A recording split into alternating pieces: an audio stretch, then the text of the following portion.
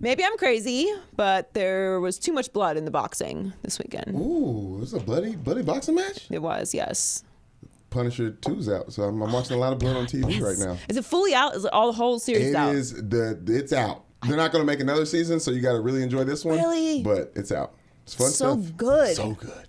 I didn't know you watched. It's wonderful, huh? Yeah, I didn't know you watched Punisher. Oh, we watched it in like 2 days. It's so good. It was so disappointing that there wasn't more because we watched it in 2 days. Amen. Also started watching True Detective. This was not how I planned on starting the show, but Blood. Yes. Also started watching True Detective. I'm pretty sure they were like, let's start the season slower than the previous two seasons. I've heard it's a marathon.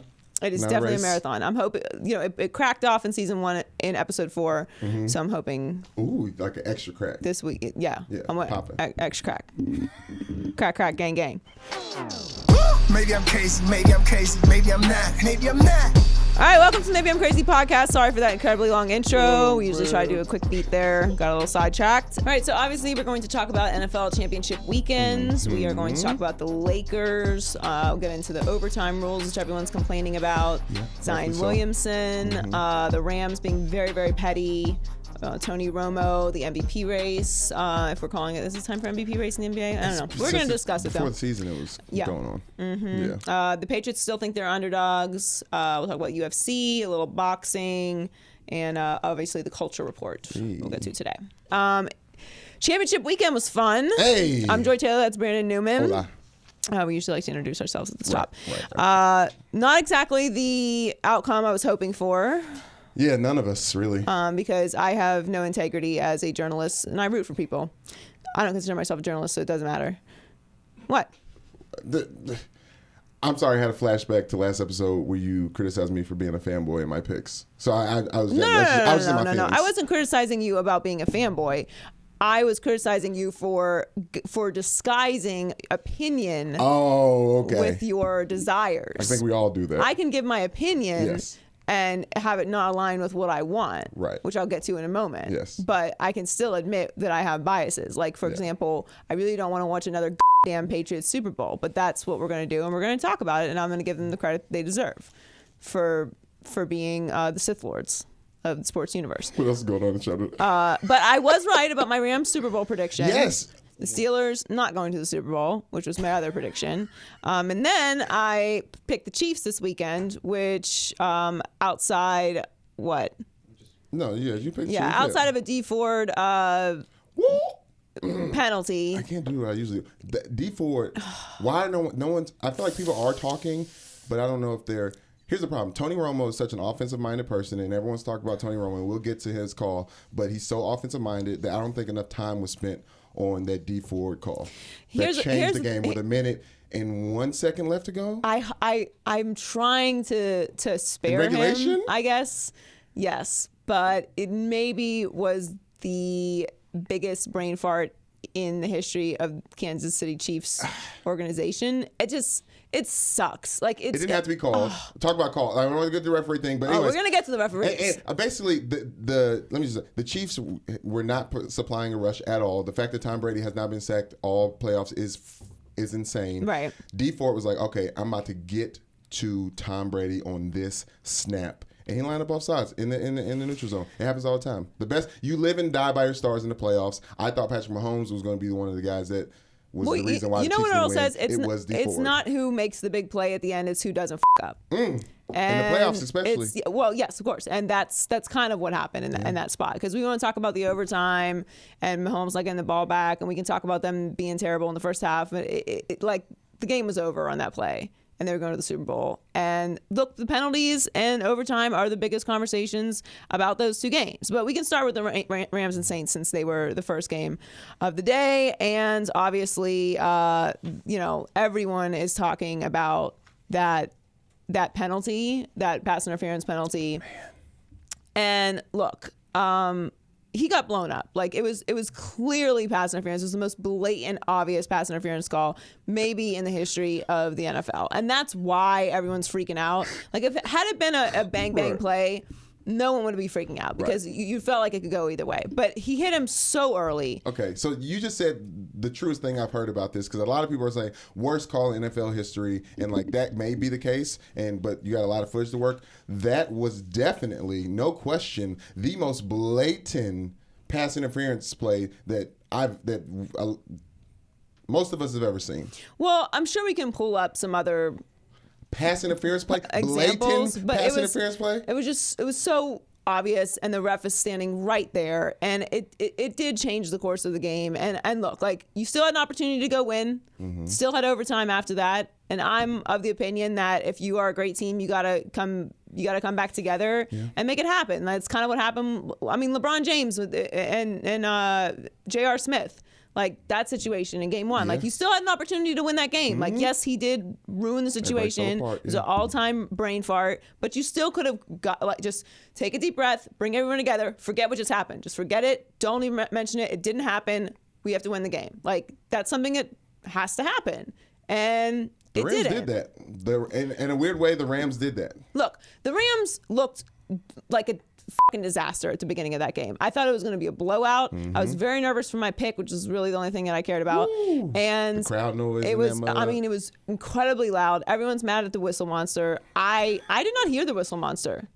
I was listening. I don't know if maybe whistle. my ears don't pick up that tone or something, but it did not. Everyone was freaking out about it. Maybe I'm just like superiorly made. I didn't hear it. Reverse dog ears. I saw it, but it didn't affect me as I was watching the game. It did not bother me. So maybe we're both just elite. I don't know, but it was not a problem for me. I'm sorry. Sorry to everyone else who got annoyed by it, but New Orleans just really fell apart after. Like, they did not do what they needed to do. Like, you have that lead, like 13 points. Keep some of that lead. All right, just keep some of it. Control the game.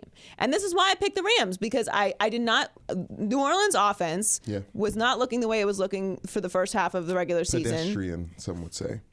Sure, whatever that means. Just they needed to be better. All right, they went from averaging 37 points in a game to 19. Like, it's a clear and obvious drop off. Big difference. All right, that is. That is a big difference. Yes, and the Rams were awesome. And then they're gonna have to go on the road and play in a dome, albeit a loud dome, and it looked bad at first. But Sean McVay and Jared Goff made it happen. Like, I understand it's a bad penalty. There were bad penalties all game. Like, there was a face mask missed by Jared Goff, like in the red zone, and I get it. Like, I understand why Saints fans are upset. I would be furious. I'd be out of my mind. It really comes down to this for me: why doesn't the NFL just put out a statement? Is it really that hard? Is it really that hard? The reason why I am on the side of I don't think they should or need to is every football player who has ever played football at any level, their legacy and how they played was dictated on a call at some point in time that was subjective. So subjective calling is a part of football. Refs interject themselves into games, NFL games, more than they do any other sport because they're on the mic. There's an ego thing there. Sure. And it's just a part of the game. So there's no need to be an apology, because it'll be like them playing apologies like, sorry, Roby Coleman or whatever dude name blew up him so hard. Like, yeah, we need to tell people not to hit us hard. Like, that's what they've been doing. No, it's not about the hit, though. And it's not an opinion play. Like, everyone knows and has admitted that was an obvious pass interference. It's the most obvious pass interference in the history of pass interference. There's nothing else to it. He blew him up. So, but what is the NFL giving a statement do? What does that do? Here's the thing. It's just like in a relationship, right?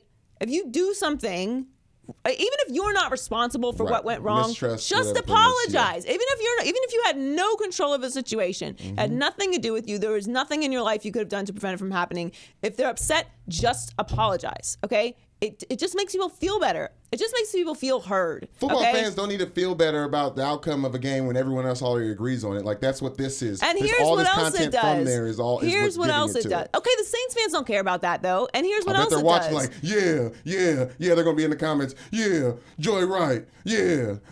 Apologize. Like, what? Why? Because it's gonna make them feel better. Not even feel better. It's just gonna make people feel heard. People just want to be heard. Okay. Understood. Yes. And more importantly, they got it fucking wrong. And it's not one one of those things where like, well, the receiver didn't pitch him first. There's nothing else to it. I'm telling you, every snap of every football game, they could call a play, a flag, which is why there's no reason to change to put pass interference in replay. Please don't do that. It is my absolute nightmare. Yeah. Please do not do that. It would slow down the game. The games would be 17 hours. It would be exhausting. It would be impossible. Yeah. The only way to even possibly do that would be you have one pass interference challenge per game, period.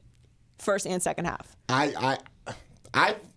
Yeah. The things that can change. If you guys want that, you want every quarter of football to be as long as that fourth quarter was with the Chiefs and the Patriots. Okay, like, but that's what you want. If you want that. And even if you did change that, why not change the offsides calls? Why not make that challengeable? Why not make holding calls or face mask calls or horse collar? Like those are also egregious calls that could change the course of the game. Like you can't start replaying these kind of penalties because, like you said, they're on every single play. The refs can't watch every player. They're going to miss stuff. They're human. It's part of the game. It is, as Sean McVay said, an imperfect game. Right. That situation, though, is unique.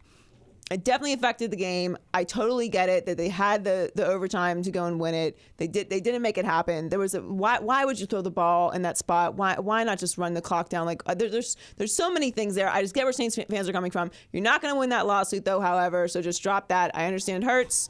We're not changing the pass interference rules. It's not happening. I feel you. I understand you. I hear you, and I think that the NFL should just apologize. That's all there is to it. As far as the Rams go, I am the biggest Rams fan humanly imaginable. I am all aboard bandwagon. What do they do? What's the Rams thing? Rams up. Go Rams, go! No, it's Ram. It's like I went to 3 Rams games this year. Stop! Don't do that. It's Wait, the thing curve goes this way. Ram up. That is it. That's like we're in LA now or something. You gotta give the we changed profile. Cities. It's huge for the NFL that the Rams are in the Super Bowl. The conspiracy theories of the world agree with you. I don't think it's a conspiracy because I think that the Saints still had overtime and they still had opportunities to win the game. It wasn't like the last walk-off play of the game where that happened. Not being able to run the ball. There's some other things that happened. Yeah, they could have played some defense and then there. Yes, it's huge for the NFL that one of the LA teams that they just relocated out of the 3 California teams that they're relocating is in the Super Bowl. It's huge for this market. It's a big market. No one cares about this. It's inside baseball. I'm just saying it is huge. I'm just saying the league office they were popping Goldschlager, Rumplemans, whatever they drink around there. What's that movie? It's certainly not expensive champagne because Right. Yeah. That's what the Patriots do because they got the bag like that. Listen, the Rams going to the Super Bowl.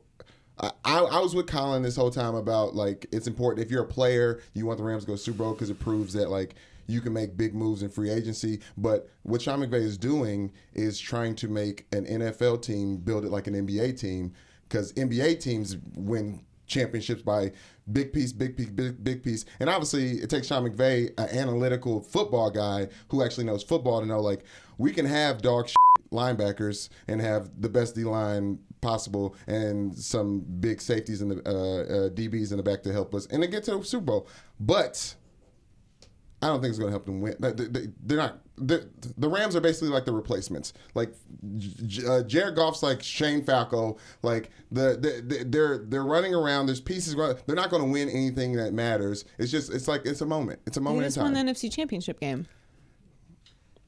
Those don't matter according to Brandon. No, it matters. They're in the Super Bowl. Listen, for Rams up. Okay. One house, one dream. That's what it is? Yeah. One house. Woo, that's terrible. One dream. One house, one dream. We don't even know how to act like one it. House. Listen. One dream. Let me explain. One house. One dream. Let me explain why the Rams going to Super Bowl is so weird for people out in LA. At Notre Dame, remember that? At Notre Dame, on the football team, there would be like the basketball team's going to the Elite Eight or the women's basketball team is in the Final Four again or a national championship again, and no one in South Bend cares because everyone cares about Notre Dame football. That's what's going on in LA right now. Everyone cares about Lonzo being injured, LeBron being injured, what the Lakers are going to do with free agency. No one cares about the Super Bowl because the Lakers are so important here's in the LA. thing. Here's the thing. The Rams haven't been in LA for a very long time. Yeah. So you can make the jokes. And I know I saw the video tweeting of that random coffee bar or whatever it was where there's 4 people sitting and then That's a normal LA sports bar. no, it's not. There are Rams fans. I don't know. I know one Rams fan, and he is a legitimate fan. I don't know any other ones because he lived here back in the day, probably. Right? Yeah. Yeah, that's the only ones that live. They're literally like ARP programs for real Rams fans. Okay, but like that's not that's not LA people's fault. They weren't here. You're supposed to be a fan of a team that doesn't exist in your city. No. Like most LA people are probably Raiders fans who are not even going to be in California anymore. No, so look, I'm not going to get all crazy about. I hate the fan police. They're the most annoying people on earth. This is what I do to be a good fan. You know, Patriots, you're not there tailgating 8 hours early. Shame on you. You're not a real fan. How are your streets still intact after winning the NFC Championship? We burn our car after every game.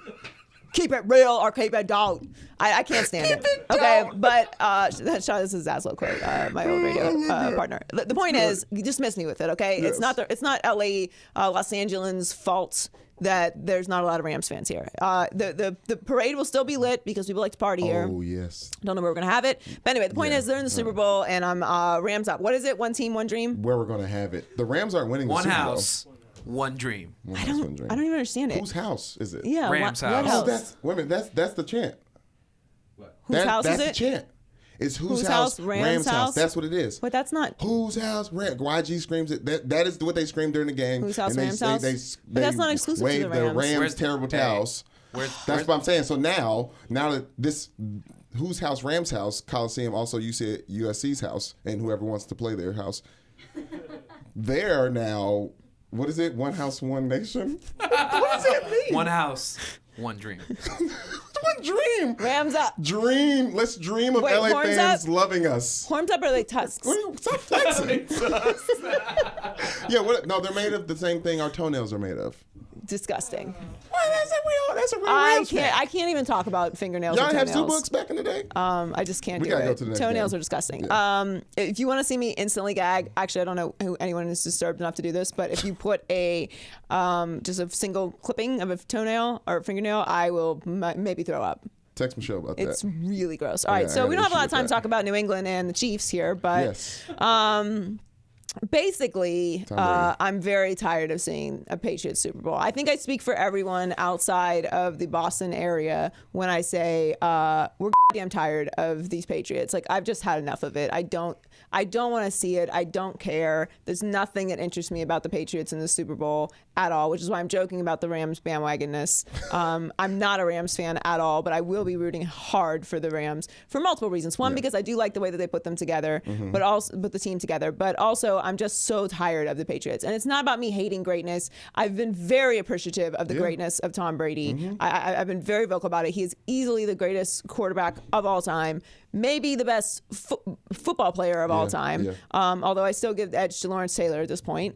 But, you know, Jerry Rice is in that conversation as well. Fine. It's really a matter of preference. But the point is, he's great. And he cemented that for me in the Falcons Super Bowl comeback. But I just don't care anymore. I'm tired of seeing this. It's not about, like, I hate the Patriots' greatness. No, I very much appreciate this run. We will never see it again in sports. And believe me, I've had to watch all this shit for 20 years. Okay, I'm a Dolphins fan and a Steelers fan. I fucking get it. All right, I'm just tired of it, and I feel like everyone agrees with me. Yeah, but at this point in time, I'm not rooting for them to win because obviously everything against Tom Brady or whatever I've been saying up until this point. But I feel fatigued. I feel fatigued. Not on Patriots fatigue, but like almost like, damn. Like and what? They're not gonna win. Like the Eagles, I thought the Eagles were meant to win the Super Bowl. And it doesn't feel like the Rams are meant to win the Super Bowl. No, they're built to win the Super Bowl, and they're not going to because they're just built to win it. And the Eagles were destined to do it. And now we're looking at Tom Brady about going into his 9th Super Bowl, about to win his Jordan ring, his 6th ring with Bill Belichick. So what I am hoping for is that the inevitable happens, they win, it's close. There's a kicker that makes the last play, obviously. And then at the end of the day, Bill Belichick and Tom Brady are 1 year closer to retirement. No, I don't want them to win at all. Like it's the worst. It's not about what we want. It's We the talked worst about case this. scenario. No, We wanted Patrick Mahomes to be in this game. Right, and we'll talk about that in a second. But Right. I don't want them to win at all. I never want them to win again. First of all, I don't want the Patriots to have as many Super Bowls as the Steelers, so it's very important to me that they lose this game, okay, on a personal note. But more importantly, there's nothing else to talk about. Like, we get it. Tom Brady is the greatest. We get it. Bill Belichick is the greatest. We get it. Gronk still reinvents himself. Like, now he's the best blocking tight end in the league, okay? He's just an extra lineman. You just got an extra fucking lineman, okay? How is that fair? And one that's eligible and can still make that one catch. We get it. Julian Edelman. Oh, let's All talk of a sudden about good again. Julian Edelman's hands because they were a key part of them First of winning all, the it Super hit Bowl. It hit his thumb. It hit his thumb. Okay? I don't know if it hit his thumb. It may have hit that TB12 Guerrero vein that was popping out though. Juiced up Jules. Okay, I didn't say all that. I didn't say but that either. That was Prince of Privilege. That was a nice drop. I like alliteration. The point is hit his thumb, and we know it hit his thumb because immediately afterwards it hit his thumb. I don't think it hit his thumb. I honestly don't think it hit. I think it hit his shoulder possibly. I think we need to look at more angles of what it possibly hit. And also, love the advanced muff punt, even though everyone knows you can't do that. I just love it because it's just the thrill of the game. All right. Well, more importantly, the Chiefs had just an abysmal start to the game. I know you always defer, but I feel like you put your best unit on the field. I know it's edgy to take the ball first, okay? But just, you got to come out there with some energy. Hot hand? Right? Their defense feels like they've been the hot thing? No, Maybe that? No, not hot hand. The offense is what got you there. Mahomes is in his first AFC Championship game. You need to get him out there, make him feel confident, get the offense going. He looked very uncharacteristic. He's overthrowing.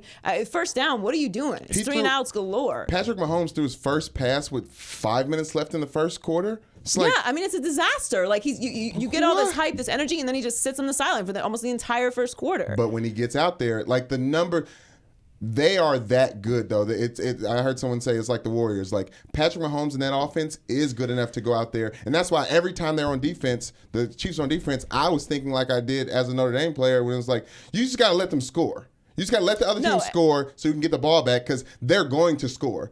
Like we play with Stanford, Toby Gerhardt at running back and Andrew Luck at quarterback. It's like they're going to score. Let them score so we can get our trash defense off of the field so we can put the ball in the hands of our quarterback. Or you could just get the ball MVP at first. Quarterback. You could just get the ball at first. That's true. You could just do that. You have that. You had that option. I know it's like everyone always defers. Like you have the option. You won. So this is on Andy Reid by you? No, I don't think it's on Andy Reid. And I really don't think it's on the defense. I think it's a miracle that they were only down by 14 points.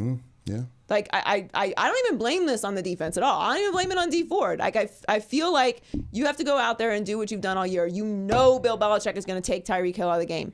You fucking know that. Yeah. I've never game planned for a game in my entire life. I know it's shocking, but the word on the street is Bill Belichick takes away your biggest weapon every time. Yeah. It's not a secret. Yeah. It's not like spoken of in the tunnels of NFL wisdom. It's a known thing. So why don't you just throw it to Travis Kelce? Why don't you mix it up? Game plan for having an option that's not, just ignore Tyreek Hill for the first however many drives you have. Travis Kelce's first catch was that touchdown catch. Exactly. Like, they didn't even get a chance to get him into a rhythm. So Patriots, they loudly shut down your biggest offensive weapon, and they quietly shut down your second. And let's not forget that the Chiefs had a third string running back as good as Williams looked. Like it was tough to go into.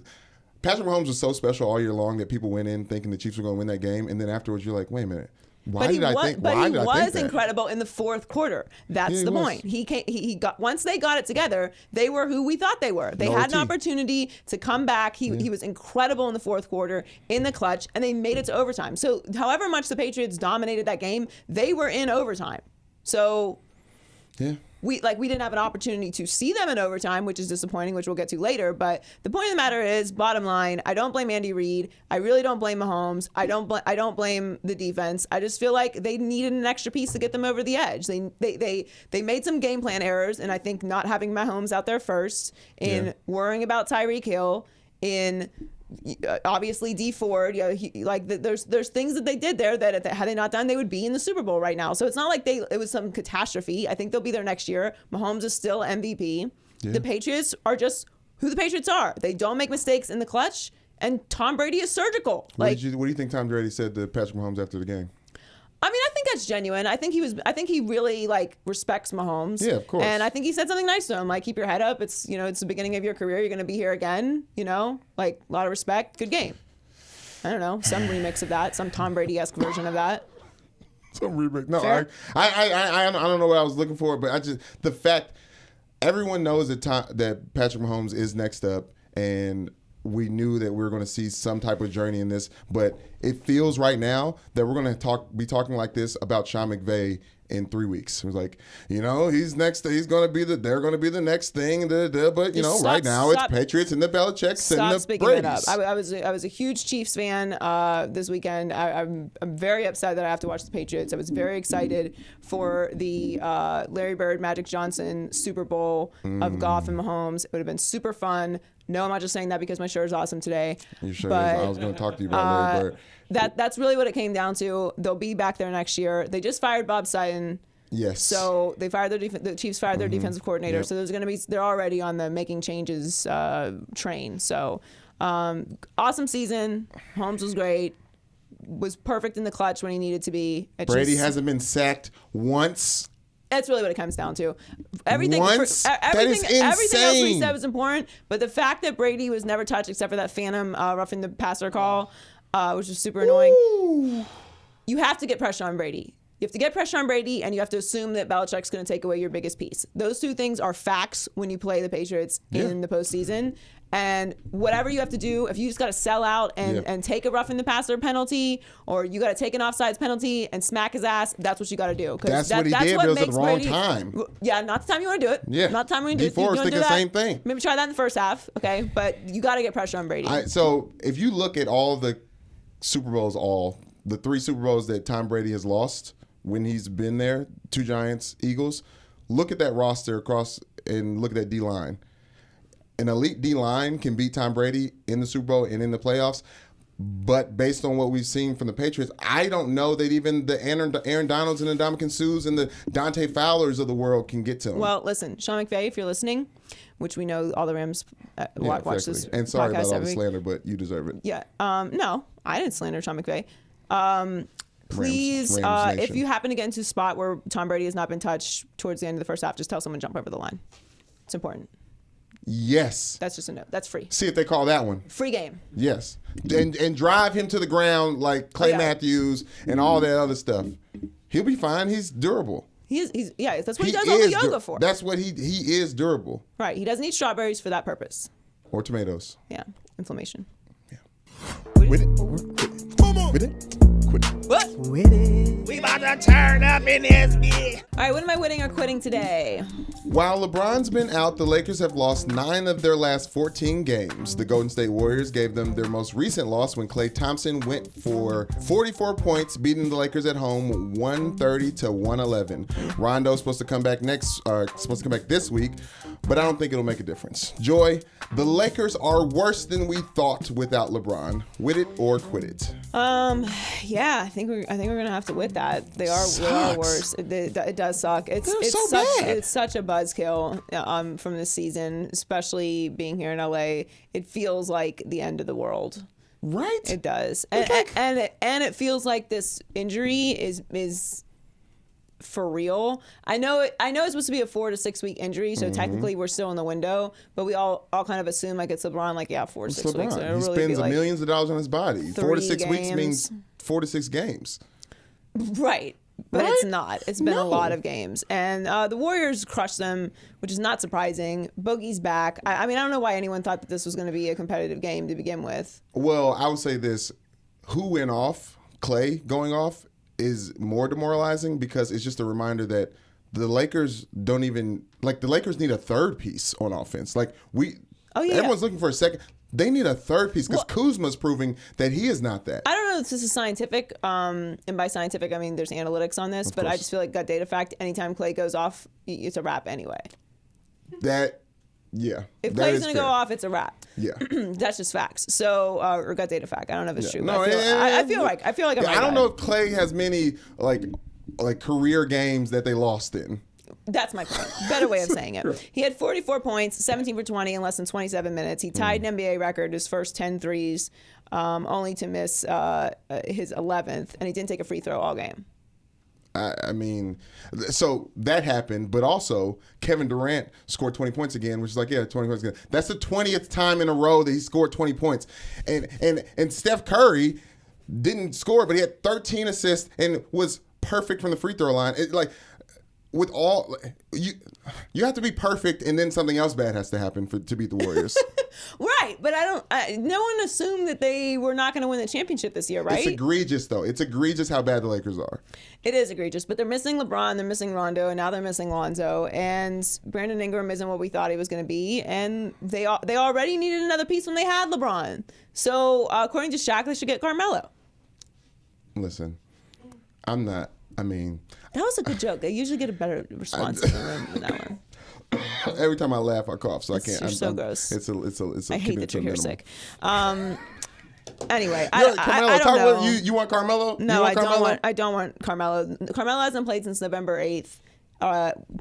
No, the answer is not Carmelo Anthony. Sign Carmelo and sit LeBron for the rest of the season.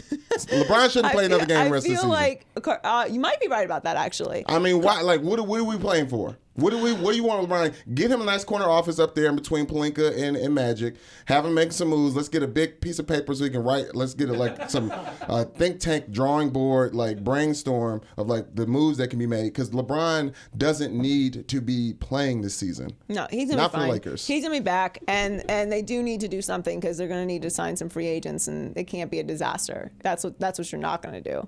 I don't know what's gonna happen with the Lakers. This is very disheartening. It's not the time that you wanted to. It's not what you wanted to happen with LeBron being out. Right. Like if they could maintain some sort of consistency with him being out, you'd feel good about it. But you don't. And him being out this long guarantees he's not going to get the MVP. I was based on how many games are left. Voters do not look kindly on I players say that that, but miss a significant based on amount of time. how many games have he's been out, if he comes back and does something miraculous, and the 23 points they've lost 23 games at this point, if they end up losing 30 by the end of the season and they went over 550 games, maybe he gets They've second and third. Like 5-9 since Christmas Day when LeBron and Rondo were both injured, and they've fallen from 4th to 9th in the Western Conference. It's just bleak. It feels bleak. It's not. That's what I'm saying. Like, we should be excited about the Rams Super Bowl. We're not, because the Lakers are terrible. That's what it is. And the weather. The weather's fine. It's sunny out. Everyone relax. It was a good thing. We're out of a drought now. The hills are green.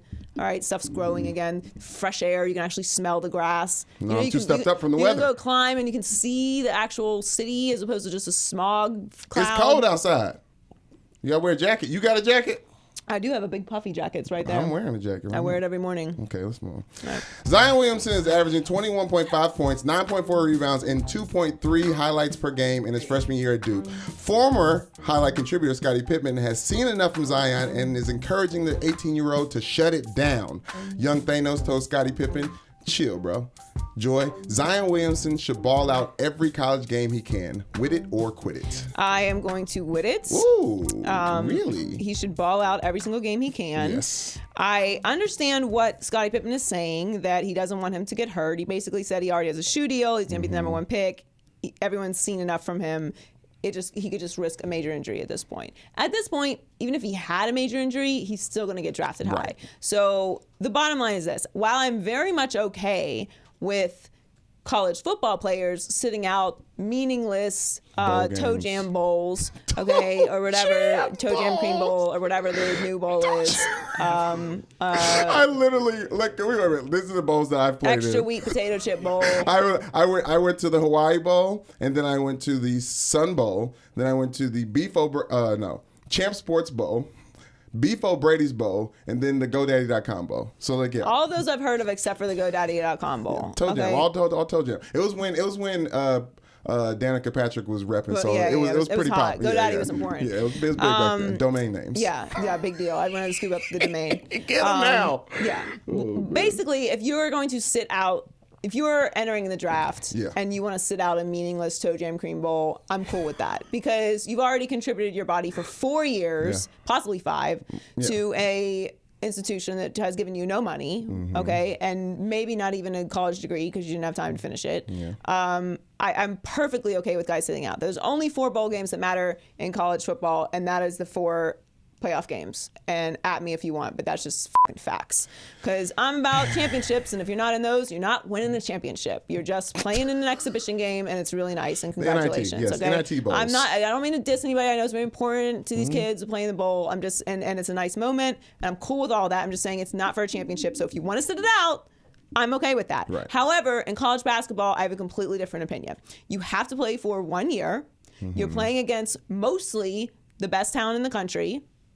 You're getting seen and getting your brand out to an entirely different demographic of people that are watching college basketball, some of whom may not even know who you are. Right. Okay, likely don't, because the average person does not follow grassroots basketball to know, and it's not an option for you to go from high school to straight to the league anyway. Right. Ben Simmons at LSU. Right. Perfect example. Okay. So if he doesn't make the tournament, which is obviously not going to happen, right. but if he was in a situation where NIT, you want to sit out, I'm cool with that. Yeah. There's nothing you're going to prove to me in NIT that's going to change my opinion of you at that point. But you need to finish the season. Like, you need to get the reps. The thing that everyone's missing with this Zion situation is not the injury that you're going to sustain in college if you're going to have it. Kids are playing close to at least 400 basketball games before they get to college in grassroots basketball, which is basically AAU or Under Armour leagues or Nike leagues or Adidas leagues. 400. They play anywhere from 40 to 70 games every summer. Just the summer. That's not including the school games. And those are games against real competition. Those are games to get them somewhere. They so play they're not 10 taking them games off. a weekend. Right. Back to back to back to back to back. Right. They don't have rehab. They don't have proper training. Not the proper rehab. They're not eating elite food. They're getting Diet's hamburgers trash. and hot dogs and Yes. fries On from the the road. concession or whatever you have on the road. Do you eat well when you travel? No, I do not. They travel the entire summer. Okay, and they're athletes, all right? Yeah. That's the point. So all of that wear and tear is what's actually affecting these kids' bodies. Not the 1 year that they're playing in college, where Right. they likely have actual professional trainers. They're So much working better. with, if they're a high-level recruit, they're probably on a team with a very experienced coach who understands bodies and how they work at this particular sport. They know when somebody needs rest or needs to go see the trainer or needs to change their nutritional habits or needs more sleep or rest. Those things are important. And that's not a knock on grassroots level coaches. They're just not, they're not college coaches. But Zion had that in college, or Zion has that with Duke, but also as well, like Kyrie set out, how many games did Kyrie play? Just being around that, because he's not going to leave the Duke program. He has to stay in the, he can have access to all those things and not play. Right, but he does need to play. You do need to get reps on a college level. It's 1 year. That's not where the injury people, like, that's not where you're going to sustain the injury that's going to affect your career. It's the 500 games that you've played before Prior. you get to college, back to back to back to back, without any rehab, without any proper training and stretching and nutrition in grassroots basketball. And that's not a knock on grassroots basketball. The kids are just playing too many games. Yeah. Well, you can argue. Did you hear the number I just said? That is Yeah, insane. You can argue he's that good because of how many games he's played up until this point, though. Maybe. But if something happens to his knees or his hips are worn out Oh, that's or going to his be because ankles are he's shot, 320 pounds dunking on people. or maybe it's because he's 320 pounds dunking on people and he has 500 games under his belt before he hits the NBA. Yeah, that's fair. Like, doctors are so advanced in the NBA, they can tell how long a player is going to last before they have a catastrophic injury just by looking at their bodies and knowing how much wear and tear is already on them. Kids do not need to play that many games. That's where it needs to cut down. Are you predicting a short career for Zion? No, Okay. not at all. I'm saying in general, like the theory or the idea that 1 year of college basketball is going to be the game changer for Zion's body or any other top recruit's body is not it. It's what's happening before that. It's the 70 AAU games or grassroots basketball games they're playing every single summer. That's not even, like, I'm talking about middle school, okay, and grade school games. Man, those are young bodies moving around, though. Well, It puts wear and tear on their bodies, like, and whether they're young or not, eventually all those things add up. Okay, Zion's just good though. Zion's good. I'm not talking about. We're talking about injury because Scottie Pippen said injury. Yeah, that's fair. All right, what's next? Okay. Overtime rules. Back to the NFL. The NFL has given us so many great football games all year long. Offense won out in the first half of the season. Defense came through in the second half of the season, leading to a lot of the best games all year long, ending in OT. But overtime games, for me, just means more football. So I'm a huge fan. Joy, The NFL overtime rules are perfect just the way they are. With it or quit it. Quit it. They suck. I hate them more than anything. Maybe more than anything in sports. I hate the overtime rules. Being a contrarian right now? No, the overtime rules. First of all, the overtime rules during the regular season are the worst. I hate ties. I hate ties. What an absolute. It's a part of the game of football. Like I spent the entire. No, it's not. I spent the entire afternoon watching this game, and it's a tie. Great. And now when I read your stupid record guy, I got to say, that's M1. No, ties suck. They're absolutely worse. There's no reason for it. It's nonsense. They should have changed the stupid rules during the regular season. And then, yay, we get to the postseason. Different rules. You got to win these ones. So what's the rule now? Is it a tie rule that needs to change or an overtime rule that needs to change? What's the difference? I'm saying if the outcome of the game. How do you tie? The outcome of the game. How do you tie? Do you tie during regulation or do you tie in overtime? You tie both places. Mm-hmm. But what's the one that counts? Whichever one the end one is. No, because you can tie in college football during regulation, but you don't actually tie because you can't end in a tie in college football because the rules are correct. But I'm saying the rule changed. That's what I'm saying. Take out ties from then we'll change the rules of football. Overtime is an issue. It's the ties. Don't get mad at the overtime. You should be mad at the ties. There's my coffee or my tea. Whenever I don't know because you're doing a lot of this. I know. The point is, I don't like ties and I don't like the overtime rules. Okay, so both of them need to change. The regular season ties are garbage, and in the postseason, this is the issue. Everyone's mad about the way that the Chiefs-Patriots game ended. This sickness is already affecting me. Everyone's mad about the way it ended because they didn't get to see Mahomes. Right? So this is my issue. You can't change all of the offensive rules, favor the offense completely. You can't hit receivers over the middle. You can't touch the quarterback. Everything's a catch. And then be like, nope, defense has got to make it happen. You got to get a stop. We had overtimes in both games. Yeah. Right? Yeah. Okay. I understand nobody's saying anything about the Saints game, but then you see what happens when you don't get the offense on the Chiefs game. But we're talking about the NFL, which is professional football, and those are professional football players. So defense can end the game just the way offense can end the game. Can it? In the playoffs, in the playoffs, since the overtime rule change, the coin toss winning percentage, 83%.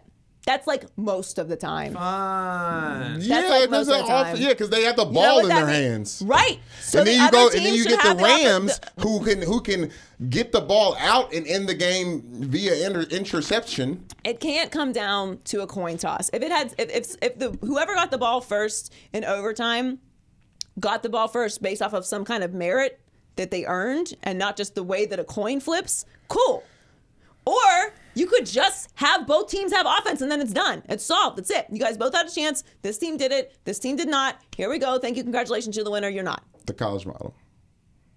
I think the college model exists because we're not dealing with professional football players. I think 83% of the time, the coin toss winner wins the game. That means it favors offense. It's pretty simple. Yes, you do have the opportunity to end the game the way that the Saints-Rams game ended, but you need to have both teams have an opportunity to score. It's not just about the Patriots going on.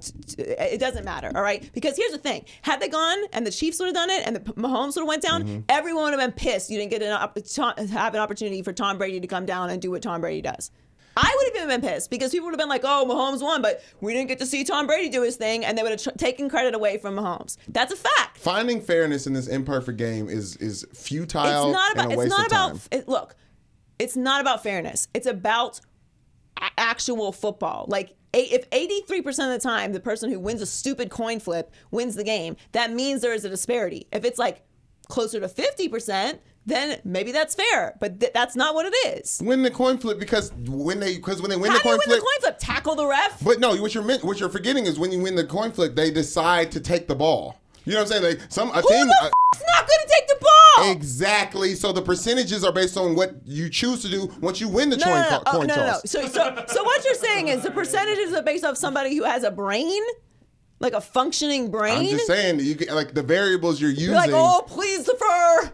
Please. It's our only hope that's left. There's been plenty of Ravens teams that I've seen out there, and I was like, yes, let Ray Lewis go out there and end the game. And he did it against the Chargers back in the day and sacked LaDainian Thompson back in the backfield to end the game in overtime and go to the Super Bowl. It's a terrible system. It's not even debatable. I'm just saying, as a Ravens fan, I've seen defenses that are the strongest parts of the team go out there. No one defers because they just want to get the points on the board. But like if your defense is your strong point, yeah, let that person go out there and win the game. The Rams were forced to do that, and they did. It's not a good system. Okay, you need to have both offenses on the field. I promise you, if Mahomes had done that, if the Chiefs had won, Mahomes drove down the field and won the game, everyone who has anything bad to say about the Chiefs and Mahomes would have been like, well, if Tom Brady would have gotten the ball back, they wouldn't be here right now. Blah, blah, blah, blah, blah, blah, blah. Football's not a good system, and that's why I think the argument's silly. Hear ye, hear ye. The Rams are petty. So the Rams are in the Super Bowl. Yes, they are. Rams up. I don't think you need one the team, arms. one nation, one dream. One LA, one we all win. Horn City. Sure. Horn City. Ram it up. Ram it up. Wait. Is Ram it up a thing? No, Ram It was the 1980 something that Eric Sounds Dickerson dated. stung on. Yeah, yeah, it is. It's the lines are wild dated. Trust me. The Sounds Rams dated. being in the Super Bowl is Ram dated. it up is not bad though. Yeah, Ram As it up. far as hackiness goes, I mean, it's going to be a little hacky no matter Whose what. house? Rams house. No. They did not invent that. They didn't. It's just fact. It's Ram time. It's Rammer time. Anyway, the Rams are being petty. So the Rams are going to the Super Bowl, and a lot of people are pissed about it because there's a blatant pass interference call miss on Nickel Roby-Coleman. But Todd Gurley does not give any fucks about it because he decided to post a picture, big wild, of him doing a jersey exchange with the ref. Yes. Which some people inexplicably thought was real. He deleted that, of course, right? Did he delete it? I thought he left I it up. don't know if he deleted it. I thought it was a bold move, Cotton move to leave it up, and I thought he did. Bold move, cotton move. Yeah. I like that. We'll make that a segment one day. Bold move, cotton move. Still up. Still up. I like it. I like it. Bold Let's move, go, Cotton Todd. move. I like it, huh? Maybe Why the would he post team it? is like, why would you put that up? But he's wrong with it, which was fine. Child of the internet. Yeah. I mean, it's up anyway. So anyway, and then Marcus Peters obviously being very petty with Sean Payton. They had some back and forths after the last game. Yes. And he basically said that they were going to have a bowl of gumbo together eventually. And Sean Payton said that they were going to target Marcus Peters, the matchup with Michael Thomas. Anyway, Saints ended up the losers. So Marcus Peters was running around screaming about his desire to eat gumbo. Gumbo's delicious though, so maybe you just want some gumbo. Delicious. New Orleans. And then finally, of course, the big missed pass interference call on Nickel Roby-Coleman. He had this to say when he was asked about it. Hell yeah, that was pass interference. Which is very petty. I did my part. Referee made the call. We respect it. I bet you do. I like it though, because here's the thing. Everyone's going to say they don't deserve to be there. And the fact of the matter is they do. They were great. They had home. They didn't even have home field advantage. They went there and won in the Superdome, which is very hard to do. It was incredibly loud. The whistle monster was blowing. The building is literally falling apart. Yeah. So I got respect. Like obviously that call sucks. It's an all-time bad call. Those things happen. What really sucks is the Saints losing like that back-to-back years. Yeah, the NFC Championship game. This one is. They can stomach it more. I maybe. think last year is worse, right? Because it's literally was a walk-off situation. And then one player, taking all the blame on his head. I think last year is worse. This year is more frustrating. Right. Last year's was worse. Yeah. Because last year's is worse because you can't complain. Because you're not going to sell out one player who is also a rookie. You know what I mean? So you're all going to have to like band together and be like, no, it's not his fault. It doesn't come down to this. And at least this one you can complain about it. So I guess what I'm most upset about is that like Drew Brees' legacy is what it is. I mean that's killer. That call did affect the legacy. I'm not saying they would have necessarily won because there was still some time left. Super Bowl appearances. But yeah, I still think he's better than Aaron Rodgers all time. We don't have time to discuss. I'm right. No. All right, high key, low key. What are we doing? No, we weren't. We are not doing whatever disastrous thing you did last week. No, should we try a new one? No. Okay. I think it's just time. It's time for high key, low key. Did I say? Can we say it at the same time? No. Okay, ready? It's time for high key, low key. I don't hate it. As much as I hated whatever we did last week. All right. So, high key, Tony Romo is the greatest broadcaster in the history of football. He is a wizard, and he manages to predict every single play before it happens. I feel like a team should just hire him. I'll say this. Not to play quarterback, just to be clear about that, but for scouting purposes. I feel like every other Tony Romo and Jim Nantz have turned watching a football game into listening to a podcast while you watch it because they're not following the play-by-play color commentary rules. No, they're not. They're cross-multiplying, cross-pollinating. Yeah, I don't know who's play-by-play, right? who's color. I don't know what's happening. And all I know is Tony Romo, it just says things and we're like, oh, well, thank you for ruining the play. We don't even know what's going to happen now. It's like, it's like watching a movie with somebody who's already seen the movie who just tells you everything that's about to happen. And even though you're like, excuse me, can you shut the entire up because I'm trying to watch the movie? Yes. You're like, yeah, sure. Or have you ever been on the phone watching a game? And then you're like, oh yeah. On a delay? On a delay. Or you have like a 1 second delay, like, oh my God. Can you believe that? No, I don't know. I don't know what happened. There's a Burger King commercial. You ruined it. But it actually is kind of fun though, because he's really good at it. And he is low-key way better at broadcasting than he ever was at playing an NFL quarterback. And I'm going to say this since no one else will. If Tony Romo played for any other team other than the Dallas Cowboys, we would not be discussing Tony Romo the way that we do. And that's facts. That's just a real thing. And the mic goes to Ashley. Tell me I'm wrong, Ashley. I mean, I'm right. Thank you. I will take your silence. What does it say on your paper? I don't care what. That was a look at. To okay, read Tony the paper. Romo retired with a career passer rating of 97.1, fourth best in NFL history. That's going to get smashed. Okay, but hasn't yet. Yes. And then from 2006 to 2014, he led 27 game-winning drives in the fourth quarter and overtime, most in the NFL over that span, one more than Peyton Manning. Adorable. I don't see the note about the Super Bowl wins. So Tony Romo's Dak Prescott. Whoa, Tony Romo's Dak Prescott. Don't even get me started on the Where's the list of all the play? Where's the list of all the we would have playoff? won that Super Bowl. Okay, first but you of all. didn't. Second of all, But you didn't. So the Cowboys Saints fans don't do never that gave if him a they're good going to pass defense. interference. The Cowboys never gave him a good defense. DeMarcus all Ware right. don't exist? So if Tony Terrence Romo was Newman on don't any exist? other team, he would have done better. What? If ifs and buts were candy and nuts, we'd all Crazy. whatever. But okay, it's not. Okay, so just What stop she said. talking to me about things Tony Romo doesn't have and does not catching it and shit. The He Cowboys didn't win a Super Bowl. No. Okay, how many playoff games did he win in his career? Say it. Why was he? Speak the words. One. So stop talking to me about Tony Romo. He matters because he played with Dallas Cowboys, which is fine. And I'm not being disrespectful to Tony No, Romo. but the Cowboys I'm saying never nothing but gave him a good actual, team to work actual with. facts. These are facts I'm saying. This is not opinion. Except for the fact about we wouldn't talk about him if it wasn't for the Dallas Cowboys. Here's But I another also feel like that's a fact. Another fact: Dallas Cowboys minority quarterbacks in the last decade just top, like more minority quarterbacks in the last decade than any other NFL team. You're In looking this at millennium, actually, every millennium? year but one, they've had a look minority at quarterback. Tony Romo out there repping hard for the Latinas. Yeah, well, I mean, sure. I think it's Latinos in this case. Yeah, it's definitely not Latinos. It's Latino. Y'all speak Spanish. Everybody speaks Spanish in here. Poquito. Everyone speaks Okay, my bad, Poquito, Earl. hombre. No, I mean it's just a fact. It's, Okay, I mean, all right. everyone took Spanish. Hola, everyone. The point is, hola every episode. he is high key an excellent broadcaster. Mm-hmm. It's clearly his life calling. Yes, because he can see it. He can see it.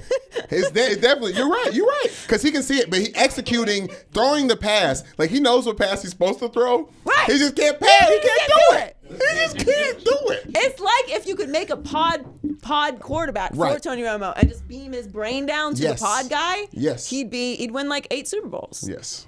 He'd basically be Tom Brady. If someone else was Total his system body. quarterback. Yeah, if he had a pod body. Maybe that's why it works, because Tom Brady's a pod person. They also I don't want to praise him too much because it was the same. Okay, so Maybe that's a secret. Maybe Tony Romo's brain is actually podding In to, Jared Goff? or Jared Goff. It's a possibility too. No, Although I Dak. don't You were think gonna say Dak. Jared Goff's it's a the pod person. same play. It was the same play. So it's like you can't predict it. Like it's the exact same play. It was the exact same play. It was the exact same play he was calling out. He does so Exact same he play. does so much freestyling in the booth. There's no telling you, it's like a podcast. Imagine trying to figure out what route tree you're on when you're a receiver for when Tony Romo was playing quarterback, and he's just out there freewheeling. Nance can't even keep up. Yeah, Poor I mean Dak. it's. I don't I blame think Nance. it's I blame great. Tom. I think it's a great watch. I Oh, think he no does a doubt. really good Super job. Bowl's gonna be interesting. That call. That call is going to be a part of the game. It's going to be a part of the game, Yes. for sure, but it's fun. All right, now that I've insulted all Cowboys fans, but I had to keep it real. High key, the MVP is going to go to James Harden again. Low key, it should not. It should go to Giannis. And I did say that it Yes. should go to LeBron, but LeBron, we've already discussed that, why that's not going to happen. But yeah, James Harden is putting up just crazy, insane numbers. They lost to the 76ers. And he joined Wilt Chamberlain as the only players in NBA history with at least 20 consecutive 30-point games. That's crazy. And he's averaging 40.4 points per game in his last 23 games. That's insane. But they've split their last 2 games, and they're 5th in the West. So... Okay, so a question. Because I've been thinking about James Harden and why I hate watching him play basketball. Do you watch basketball for points? No. Neither do I, right? And I that is the microcosm. Like Larry Bird, I respect. Shouts out to the shirt you're wearing. What is this? Talk to him. What is it? Magic Johnson Bird, double trouble. That's U.S. basketball. What year is that? Is that the Dream Team? Yeah, it got to be 92. Yeah, gotta be. Yeah, beautiful shirt. But I realize I don't like watching Larry Bird play basketball. Like Larry Bird highlights are boring as to me, just like all James Harden ones are. I just sit there and watch it. I'm like, okay, he's shot. Oh yeah, he's really good. He can. Oh yeah, he does it. Okay, what else does he do? Look, I've never been a fan of James Harden's style of basketball either. Although I do think the Thunder don't get enough credit for fucking that up because they had James Harden, Amen. They had Kevin Durant, Amen. and they had Russell Westbrook. And I mean, they feel like they could have figured it out. 25 minutes of Harden off the bench would have been plenty. It's truly remarkable. I mean, I respect James Harden. He's one of the best, if not will end up retiring the best offensive player in NBA history. I just would like for it to translate into the winning of the championships, and I just don't see how that happens. I don't want to see that at all. I don't want to see James Harden hold up a trophy other than the MVP trophy his entire career. No, I think it would be great actually if he actually won a championship. That doesn't need to be on. Yep. And then Giannis should really be the one who's winning. He's averaging 26 points, shooting 58%, and they have won 5 in a row. They're 8 and 10 in their last 10 games, and they are first in the East. I finally watched the full Bucks game. They're going to mess around and be in the Eastern Conference Finals. Yeah, they will. It's going to be them and the Raptors, and then it's going to be the Raptors. Well, you didn't realize since we've had podcasts that Kyrie's woken up a little bit? Like Boston may be an issue. I know I picked Boston at the beginning. Yeah. I don't know. We'll see. Yeah. All right. And then high key, the Patriots are one of the greatest dynasties in the history of sports. Yeah. Low key, they do it by acting like they have never been there before, and it's genius. Yeah. So the Eagles' whole underdog thing was adorable last year, right? Like I was into it, like whole, you do the underdog thing, like nobody believes in you. Joy Taylor is picking the Patriots, to win. A shocker. It was a very edgy hot take. Well, Tom Brady, Bill Belichick might win a Super Bowl. What a shock. And congratulations, you won a Super Bowl. You're not back. But the point is, the Patriots do the underdog thing perfectly. And I figured it out, and it's genius. It's so fucking smart. Like every year, we're like, how are the Patriots back here? They're just here every damn year. They're so good.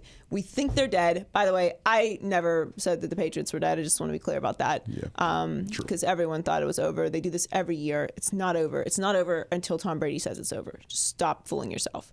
The point is, Tom Brady's out here talking about everyone says we suck. We can't win any games.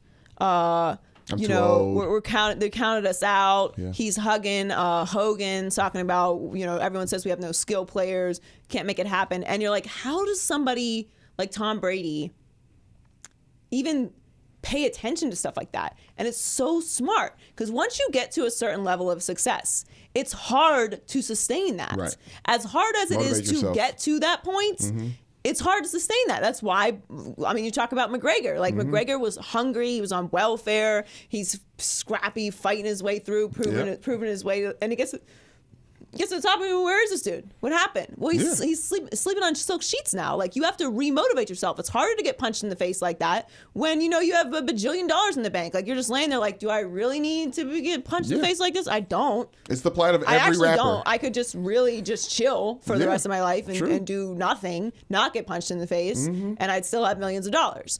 So how do you keep motivating yourself? You sit around, listen to all the people who say that you're done, who say that you can't do this until you're 40, who say that you'll never get back to another Super Bowl, you'll never win another MVP, and you just sit there and harbor all of these criticisms and motivate yourself. It's genius. Why doesn't everybody do this? My problem is he's doing it after he already told us he can play until 45, and now that he's where he is now at 41, we can all be like, oh, he was dead ass. Like, that wasn't that high of a take. We need to chill.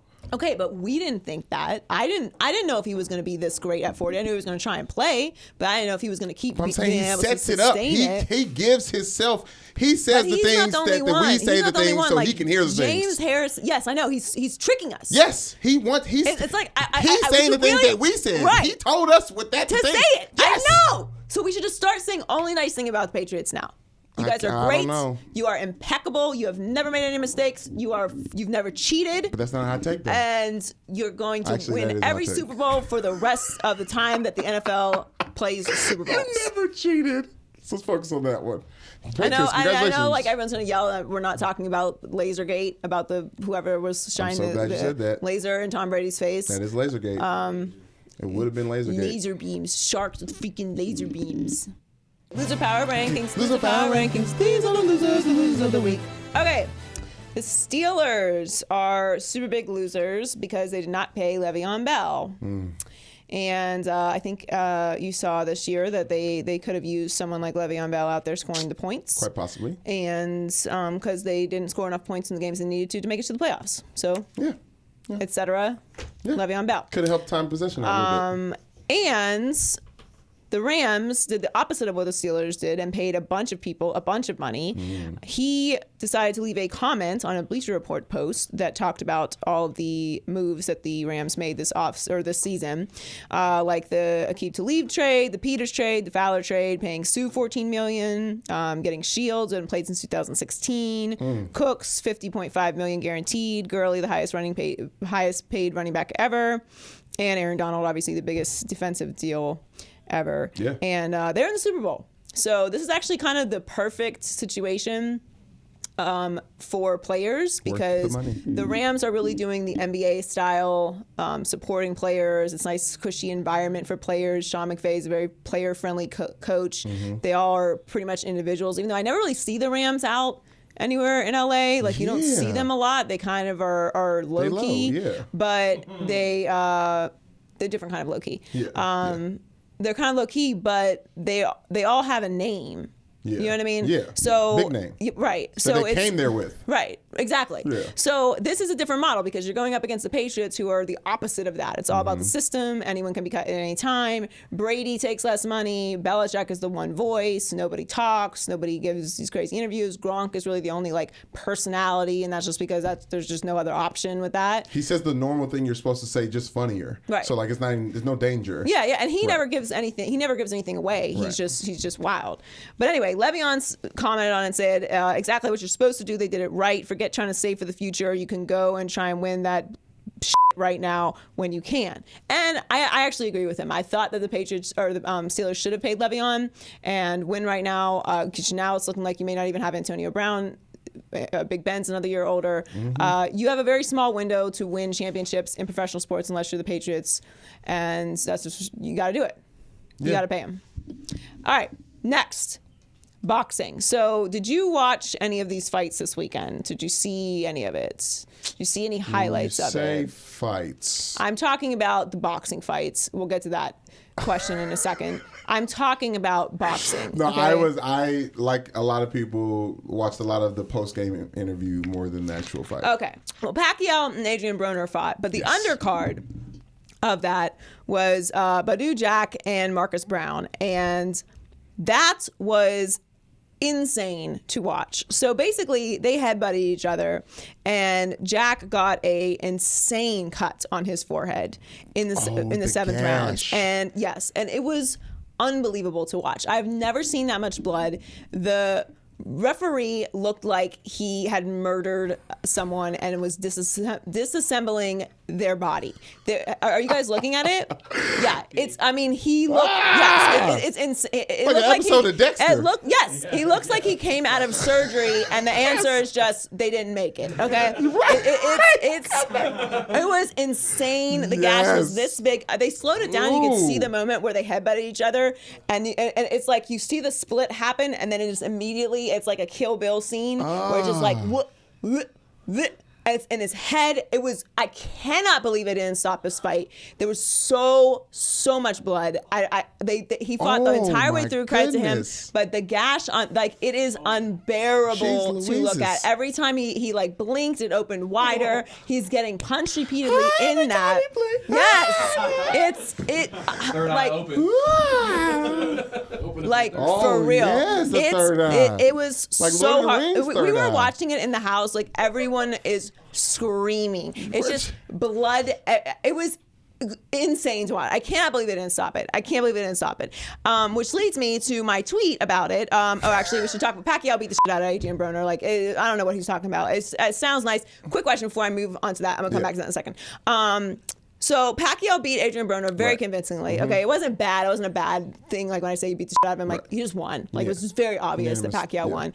He's a better fighter the entire fight. Adrian Broner came out and said that he was robbed. You were not robbed.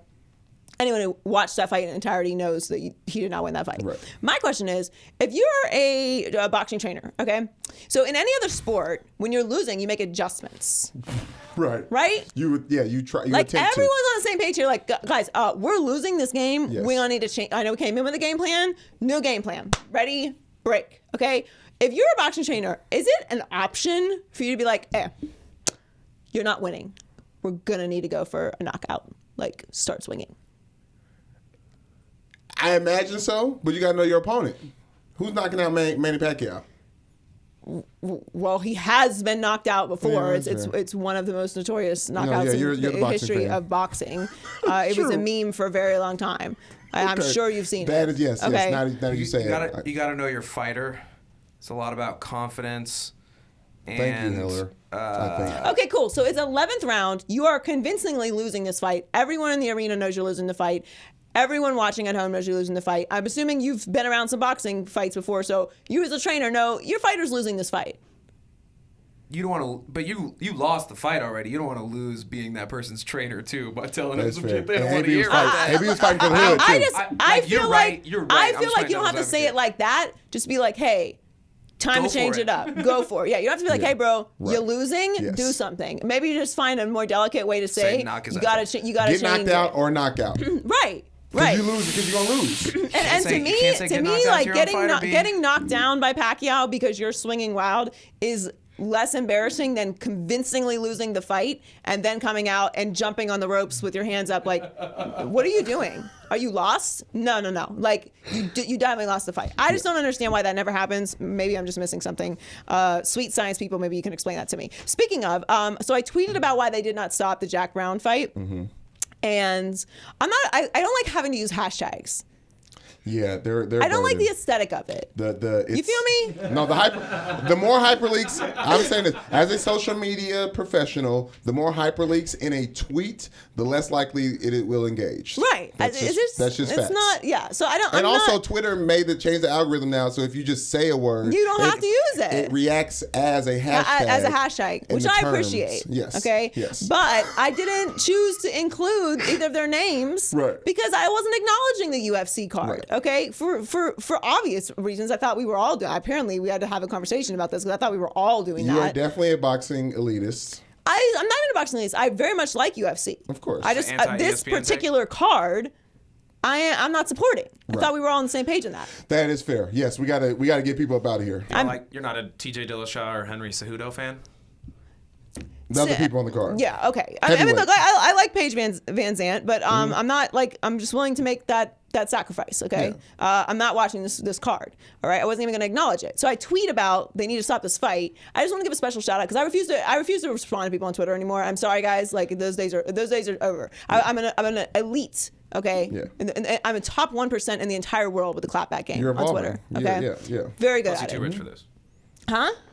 Too rich for this to be responding on Twitter. I'm too rich. It's definitely not a rich thing. That's for sure. Okay, that's fake news. It's not about that. It's about the fact that I cannot spend my day responding back to people on Twitter. It's very draining. And even though every once in a while it's very fun to roast someone, what inevitably ends up happening is then everyone starts roasting them, and then they come back and they're like, "I'm really just a huge fan of the show, and I was just joking," and it just takes all the fun out of it. It just ruins it, and it's like, ugh. Yeah. Why did I waste my time with you? So I can't do it. anymore. But there was a whole list of people that felt the need to tell me that, sweetie, that's not how it works. And it's infuriating to me because it almost compels me to be like, and just construct the perfect takedown. Yeah. Pun. Yes. But I opted not to. The point is, you fucking dummies, there was a boxing match going on. Also, I'm pretty sure I can figure out that the fight ended the millisecond Greg Hardy's knee hit his face. Thank you, sweetie. Finally, Hope you're UFC listening. Biggest They are big Loser. fans. For whatever reason, I'm still waiting for a logical explanation for this. Greg Hardy is a UFC fighter now. Yep. Shorts and everything. That's what you need, right? To be a UFC fighter. So it ended exactly the way that it should end, and he should not be allowed to fight again.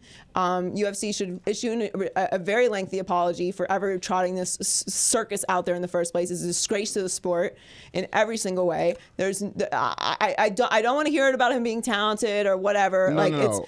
It's absolutely perfect that it ended up him being disqualified for an illegal knee right in the middle of the second round. It's exactly what you deserve for trotting that bullshit out there. I think I agree with you, but his defense of "I'm green, I didn't know you couldn't do that" is one I really, really like. Because if you didn't know you couldn't do that, who's at fault? I would like that for anyone You? other than Greg Hardy, because he shouldn't be out there in the first place. Right. That's So on him and his trainers. Talking about adjustments. Don't do the illegal thing.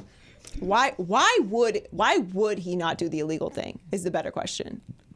Exactly. Leopards don't change the spot shots. I mean, whatever. Like the point is, what did you actually expect? How did you think this was going to work out? Was there an alternate universe where you went to the guy on the Thanos guy that can see the thing? What's his name? Doctor whatever Strange. Doctor Strange, yeah. He gave you the option that there's a version of reality where Greg Hardy doesn't do something stupid and gets kicked out of UFC. Ooh, yes, Marvel tie. I like it. Yeah, I went through 4 billion versions. There's one. There's only one where we win. I can't wait for that movie, man. I'm so excited. I'll say this: Infinity War's been on Netflix. It's been great. I'm trying not to watch it. It's a nice any little quick 30 that you catch if you just put it on. It's just so good. Yeah, it's fun. It's I good saw stuff. Glass last night. You saw Glass? Yeah, me, Bella, and Earl went and saw Glass, and it was very good. It was good. It was excellent. Actually, I had bad Rotten Tomato rating, so I was scared. I don't recognize Rotten Tomatoes. No, I have to live my life. Okay. Thank Thank you for your suggestion. It's cool. Right. Very wrong most of the time. You gotta choose when you want to be sheep. I choose to be sheep. Yeah, when I feel like being Tomatoes. led by a bunch of people whose opinion I don't respect, then I go to Rotten Tomatoes. Yeah. Otherwise, I just go see the movie I want to see, and I enjoyed it. It was good. It was very good. Actually, Samuel L. still got it. He still got it. It's very good. It's great. Actually, I'm gonna give it great. Okay, I gotta see Vice, and I gotta see. Do you like Split though? I was told it was good. I didn't watch it. Though. Oh, if you haven't seen Split, you can't see Glass. Wait, it was a sequel?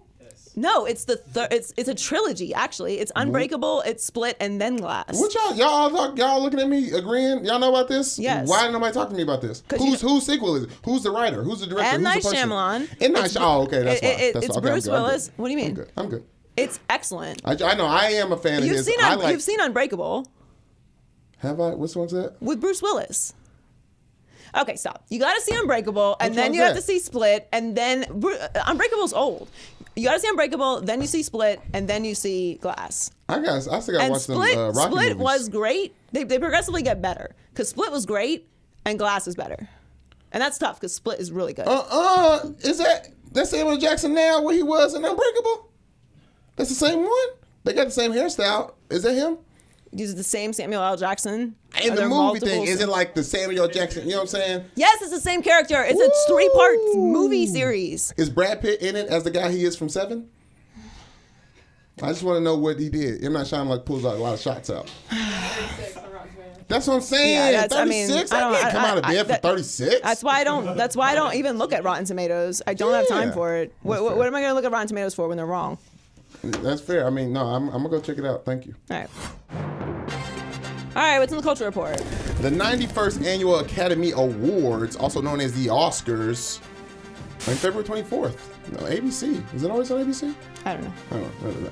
A lot of Best Picture stuff. I haven't seen a lot of these Best Picture noms. Black Panther, Black Klansman, Bohemian Rhapsody. Did that deserve to be Best Picture? Bohemian? You know I don't want to say that. The Favorite, Green Book, Roma, A Star Is Born, Vice. Who wins Best Picture? You saw most of these? I saw all of them except for The Favorite, and I didn't see Roma either. Yeah, it's on Netflix. It's accessible. Bohemian Rhapsody was that good? Stop calling it that. It's not that good. Okay. I'm gonna say I want to say Black Panther, but I don't think so. No. I think I'm gonna go. I think A Star Is Born does. They're gonna give it to It's Star like Is the Born. 7th time they made A Star Is Born. I think it goes to Roma. It's a lot of buzz. Netflix gets Best Picture? I think so. Really? Yeah, because they like It's getting to towards that. give it some artistic ones. Yeah. I think Black Panther will win a bunch of them. I don't think it'll win Best Picture. And Yeah. and Star Is Born, it's literally like the 7th time they've made it, I think, or maybe 5th. 4. I don't know. Yeah. But a bunch. That's what we do. We repeat the thing that's good so you can get the good things. Right, Anyways, but like Best Picture no. Best Supporting, Mahershala Ali. Mahershala Ali is in the running for Adam Driver, Sam Elliott, Richard Grant, and Sam Rockwell. I don't understand how he's in a supporting role because I Who? feel like he was the lead. Who? But I guess maybe I don't know how that works. Mahershala Ali? Stop calling him that. Mahershala Ali. That Green Book is great. Is a great movie because Viggo Mortensen is nominated as well for Yes. lead actor. Yes, Best Actor. Best actor. Yeah. So I don't know. That's weird. But I'll give it to Mahershala there. Although Adam Driver was good too. Best Actress, who you think is going to win? Scroll through those. You just didn't want to read the first name. I can't. I get scared. What is it? It's, you say it. Okay. Yalitza Aparicio. Imagine me saying that. Aparicio. Sound like I sneeze. Aparicio. Yalitza Aparicio. What movie is she in? Roma. Okay. Glenn Close, Olivia Colman in The Favorite, Lady Gaga, Star Is Born, Melissa McCarthy, Can You Ever Forgive Me? It's going to go to Lady Gaga. Yeah, for sure. Star Is Born needs to get one of the big Yeah, ones. it's going to go to Lady and Gaga. then I'll watch it. Yeah. No host. No. Oh, yes. Trying new things. It doesn't need a host. It never does. It's like whoever's the first person and then just start the thing. It's gonna be weird. I say Drake. Drake should host all things. He's great. He's great at hosting. Drake curse is over, by the way. He cleared himself. Was it Photoshop? Was that a real sweater? Like, what was that? Was it Photoshop? That shirt he was wearing. No, you don't have a shirt with the patches all off center. It looked Photoshop. The Drake picture looked Photoshop. You're the person that thinks that the referee in the Todd Gurley picture is real too. Stupid. All right, fun show today. Yes. Thanks everyone for joining us. It was almost not a show because I almost chose to send Brandon home because he's sick and disgusting right now.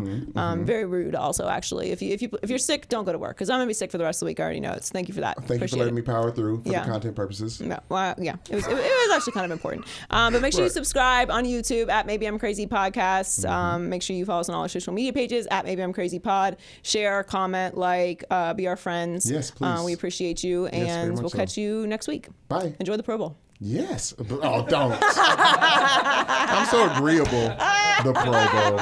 The dodgeball. Gotcha! Dodgeball's lit though. Skill challenge. Maybe I'm crazy, maybe I'm crazy, maybe I'm not.